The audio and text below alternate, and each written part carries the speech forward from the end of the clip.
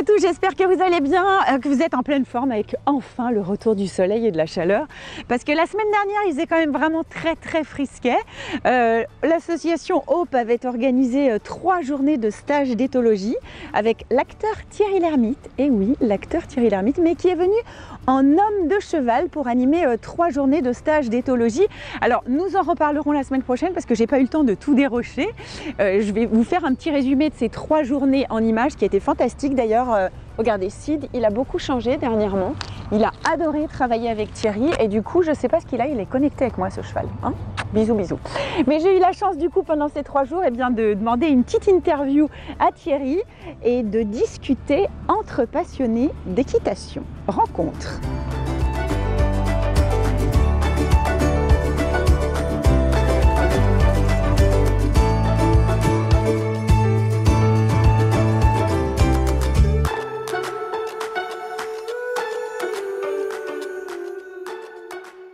Alors Thierry, une petite interview autour des chevaux. Oui. Tu préfères cheval ou poney? Avec ma taille, cheval, oui.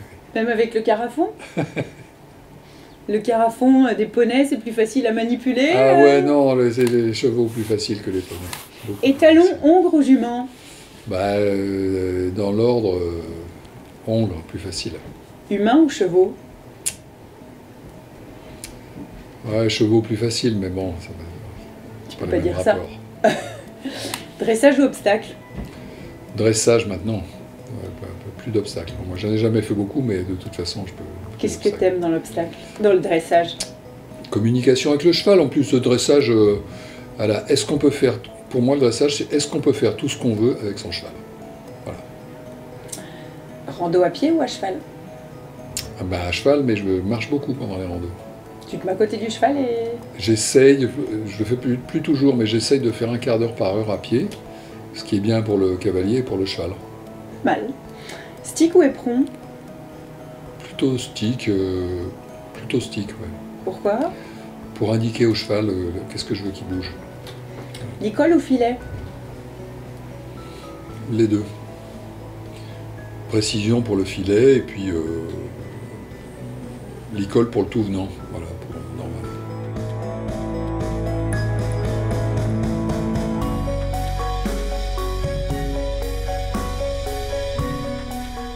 Ta race préférée? C'est le mélange quarter et espagnol. Accru ou en selle? Ah non, en selle, je peux plus. Chaps ou pantalon?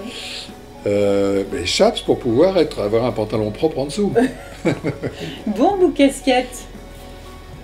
Il faut mettre la bombe. Pas mal, sinon là il fait peur, va nous gueuler Voilà. dessus. Japlou ou l'homme qui murmurait? Moi c'est l'homme qui murmurait, mais j'aime bien aussi Japlou, hein, mais c'est l'homme qui murmurait. Le film sur les chevaux justement qui t'a marqué? Crin blanc quand j'étais petit. Et puis après l'homme qui murmurait était vraiment chouette. Japlou aussi, et sport de filles.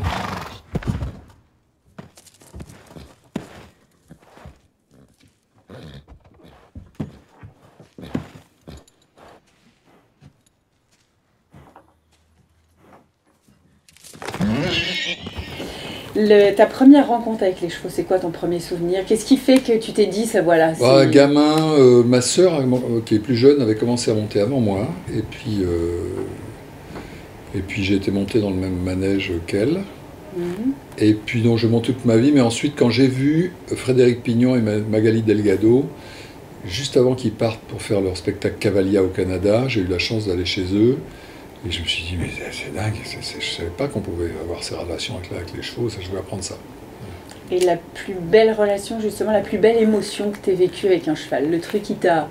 Waouh! Mon cheval, le premier cheval que j'ai eu, qui s'appelait Wallace, et je faisais beaucoup de choses avec lui, vraiment en liberté beaucoup, et j'étais un peu prétentieux, donc un pique-nique en randonnée, je ne l'attache pas. Il broute autour, et tout d'un coup on me dit « Oh, je crois que ton cheval est parti ». Et il est à 100 mètres au trot en partant, avec des routes partout autour et tout. Et je siffle, il s'arrête, il regarde, et il arrive au grand trot. Non. Ouais. Ah ouais? C'était un cheval que tu avais depuis combien de temps? Pas aussi longtemps que ça, mais il m'avait vraiment choisi. Hein. C'est un cheval qui avait été acheté, vendu plusieurs fois, rendu parce que infernal. Je dis pourquoi il m'a choisi, j'en ai aucune idée. Moi j'ai accroché avec lui direct et voilà, voilà. Tu crois que justement c'est le cheval qui choisit son cavalier ou c'est le cavalier qui choisit son cheval? Bah, le cheval choisit son cavalier beaucoup, comme les, tu sais, comme les chiens dans les refuges, j'espère. Hein. Ouais, quand il va, t'es... Bah, et les chevaux, ils disent toi. Ouais. Ouais. Ouais. Et les chevaux, les chiens font ça, et le cheval, en tout cas, moi, c'est ça. Il était en troupeau, on disait, attends, faut être à plusieurs pour l'attraper. Donc on y va à plusieurs, le lendemain j'y vais, je l'attrape direct. Et tu l'attrapais tout seul. Ouais, ouais. J'ai rien fait, j'ai fait ce que je savais faire, c'est tout. Il était en connexion avec toi, quoi. Bah ouais, et pourquoi personne n'en sait rien, pourquoi. Et ce cheval qui était vraiment, il avait été rendu 2 fois par des acheteurs, quoi. Mais moi, il m'a jamais rien fait, quoi. Il m'a fait un peu des demi-tours de temps en temps, mais sinon, il a été... pourquoi avec moi il était comme ça? Il n'y avait que des experts hein, qui étaient dans cette écurie. Hein. Des cavaliers 1000 fois meilleurs que moi. Le cheval, il dit, tiens, avec cette personne, elle me fait pas peur, j'ai confiance, ça va. C'est rien. C'est hyper indéfinissable, hein. Se dire pourquoi tout d'un coup... pourquoi l'amour hein, entre les gens. Bah oui, c'est clair. Pourquoi tu es connecté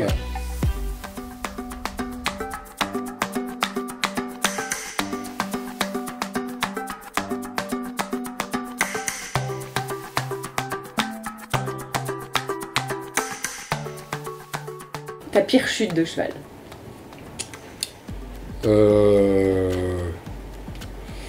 Monter, c'est le tourner. Ah, ça c'est con comme accident. 100% de ma faute. C'est un petit peu une erreur de débutant. Un grand allemand, plein de sang. T'avais oublié de sangler. Ouais. Ah, trop bien. Ta pire trouille? Parti au gamin, en bas, cheval, pris la main, parti. T'as encore peur des fois? Oui, bien sûr, ça m'arrive. Ah ouais? Dans quelles conditions? Cheval qui n'est plus en connexion du tout avec toi, qui n'a plus rien à secouer de toi, tu es sur son dos, tu le gênes, tu l'empêches d'avoir peur. Voilà, ouais, bien sûr. Pour ça, travailler la connexion, beaucoup, que le cheval sache que ce qu'on lui demande, ça va améliorer sa vie, pas l'empêcher de faire, que tu vas lui trouver une solution à sa panique. Voilà. Sinon... Mais aujourd'hui, avec l'expérience que tu as, ça t'arrive encore de te dire waouh, là. Bah, ça peut m'arriver, oui, bien sûr. Oui. J'ai l'impression que les cavaliers, on cohabite quand même avec la peur. Enfin, en fait, c'est un truc qu'on a. Des fois, tu te dis, tu ne peux pas m'empêcher, mais des fois, tu as peur quand même. Un grand dresseur qui disait la peur, c'est une pièce noire et la connaissance apporte de plus en plus de lumière à l'intérieur. Oui, c'est sûr.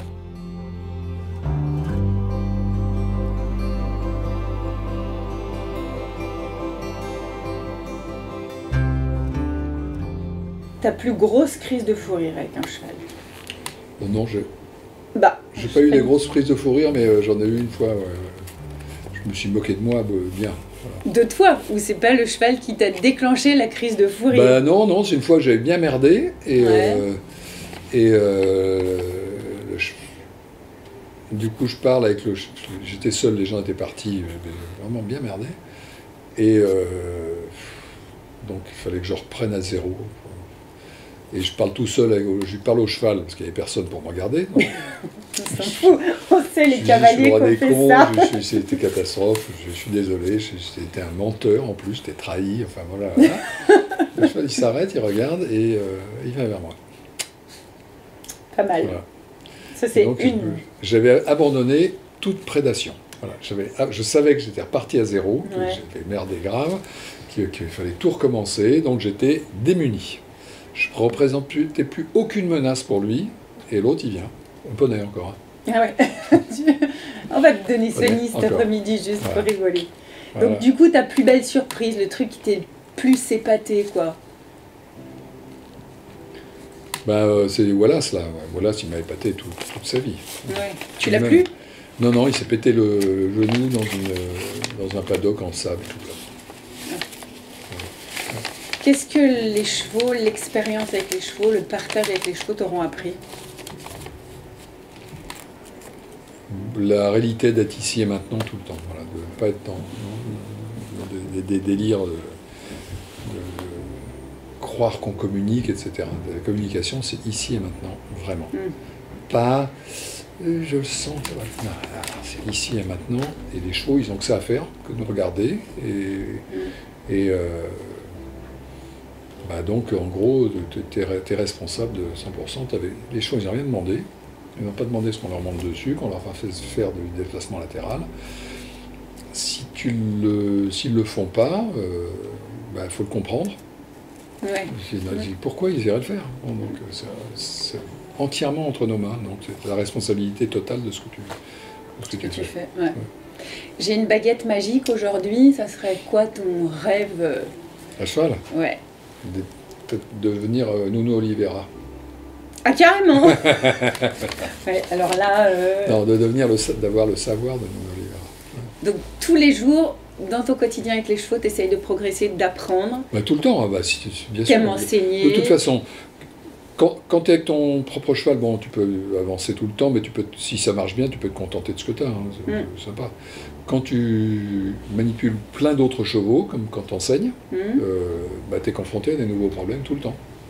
Ouais. Tout le temps, tu dis, putain, ça, j'ai jamais rencontré. Merde.